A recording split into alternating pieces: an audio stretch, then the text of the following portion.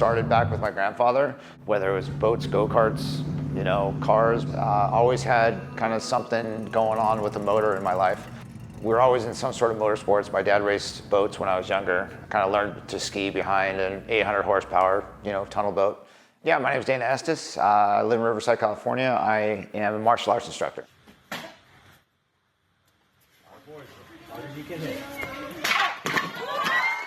I started racing when I was 8 years old.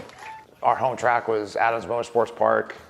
We raced all over. We raced pretty much the whole West Coast, my brothers and I, and then my son. So we were 4 generations racing at Adams.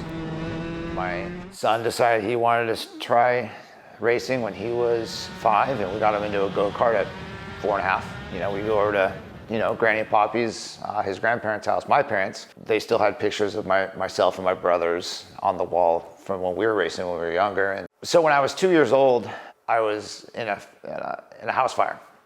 Thankfully, I had those very supportive parents that weren't ever letting me be down on myself. You know, they always told me, they're like, you're not a burn victim, you're not different from anyone else, you're a boy. So go play baseball, go play soccer, go do everything you can, because you can do it just like they can.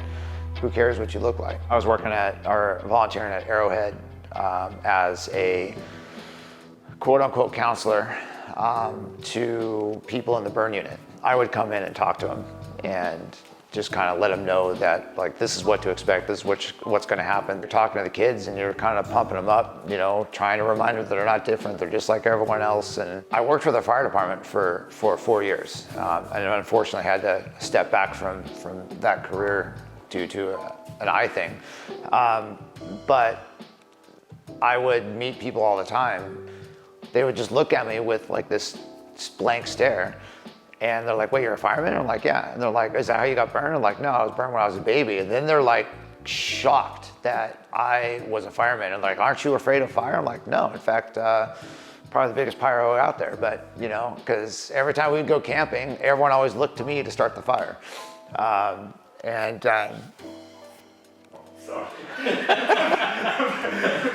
It started back with my grandfather. He had a 73 square body C-10, and it was a Stepside. I already knew I was going Stepside, but after looking at the 67 72s, it was the thing I liked and drew me to them was simply just the wheel well shape. The 2 common things I always heard was everyone loves the color, and then everyone looks at us like, wow, you don't see Stepsides done like this. Putting the truck down on paper on everything I wanted to do, that was always the go-to. It was going to be cement gray. And then everything was going to be black, there was going to be no chrome on it. When I took it to my body shop and we were messing with colors, he shot me out a bunch of samples of 4 different grays that I chose. So I ended up choosing that Smoke Show gray. So he then took that gray and then shot 3 different bases of pearl on it with white pearl. So when he painted it, all the contours in the body, he did an extra pass on. But he brought it out into the sun and it just glowed. You know, obviously TMI was kind of the way to go, especially with everything that they make specifically for that truck. I mean, it's literally an interior in a box. Everything fit and finish, you know, bolted right up. Drilled a couple holes just for the door panels and everything snapped in and everything fit really, really well. You know, I was able to get it pretty close to the same gray tones of the paint. So that was helpful, and the fact that they're, you know, 20 minutes from my house makes it even easier. So I told them what style door panels, what style dash pad, what style seats. And I said I wanted this color and in the vinyl, and I wanted the black suede. And because he and I already discussed the layout of the seats, it was really at that point just the color of the brick. The guys down at Pacific Stereo here in Riverside, they made a custom box and kick panels for it.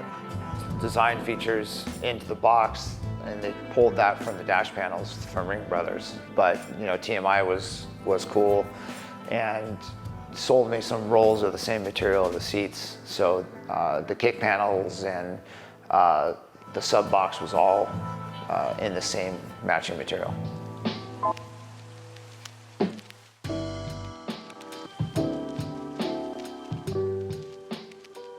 I went the LS route because of the dependability, start-stop every time kind of thing.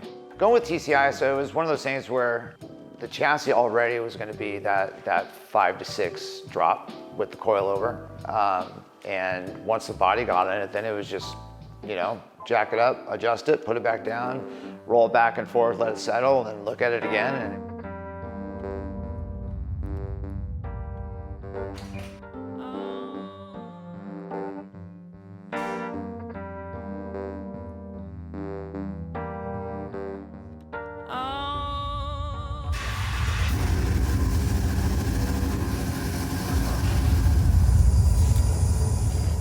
the first drive, it was awesome, but at the same time, a little nerve-wracking. I went to the Brothers Show, did our voting. I met Tim King there. So while the photographer was doing that, I was talking to him, and he's the one that told me about the roadshow, coffee and clearance show that they were doing at TMI. So I looked at the calendar, and I put it in the calendar, but we were supposed to be going to the river that weekend. Things changed, and we didn't end up going to the river for whatever reason. And I'm like, well, since I'm here, I'm gonna clean up the truck. When it came time to the judging to be announced, you know, there was some nice stuff there, and I didn't think I was gonna win at all. And I wasn't expecting anything. But when my name was called as as the fourth and final stop winner, like I was like, oh, sweet, that's amazing. I was so stoked on it, right? When I heard him say like, and he so happens to be here, I was like, well, it's me or the K5 Blazer. And I'm like, oh, it's gotta be that one. That one's sweet. It was crazy because then it was like everyone surrounded me in the truck, and it was a surreal moment, because then it was like, holy crap, now my truck's going to SEMA. And I've never been to SEMA. Never thought I would have a vehicle here, that's for sure. This is my first time at SEMA, kind of in memory of my grandfather. A little surreal moment because I have watched Barrett Cup on TV before, always seen those first-person views of the lighting underneath, all that stuff. So to be in that moment myself, handling my steering wheel, gas brake, everything, getting it up over that was really, really cool. Let's give a big round of applause for this 1969 Chevy C-10 custom pickup truck. TMI interior with custom jail on. Being up there on stage with it, hearing my name called out nice and loud, talking about my build was awesome.